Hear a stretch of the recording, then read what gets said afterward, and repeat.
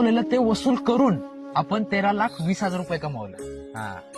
आणि पगार 30 नसेल तर अरे पगार 20 असला तरी त्याचा दुप्पटच कमवणार ना.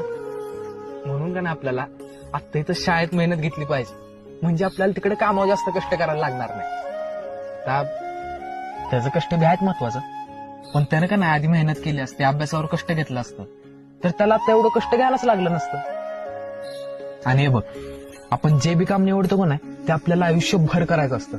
मग माझ्या तूच बघ, आयुष्यभर ती पोती उचलून ते वजी उचलून तुझं काय हाल होताल.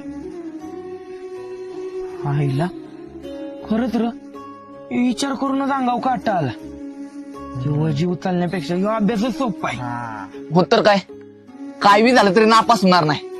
मी बी अभ्यास करेल, तिकडे भावाला करते काय करायचं आहे ते. असं 1-2 दिवसात वाटून कोणी पास होत नाही, त्याला वर्षभर अभ्यास करायला लागतो. तुझ्या नाकाव टिचूनच पास होतो का नाही बघ.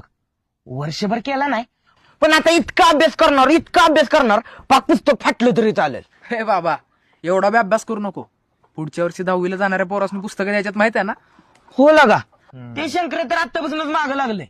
अजून परीक्षा झाली बी नाही तरी बी म्हणतोय मध्या काय बी करून तुझी पुस्तकं मलाच द्यायची.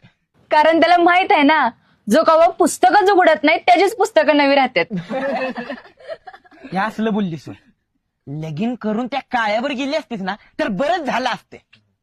ए माझा, हे असलं काय बी बोलतोस का नाही, म्हणून तुला कोण कधी मदत करत नाही.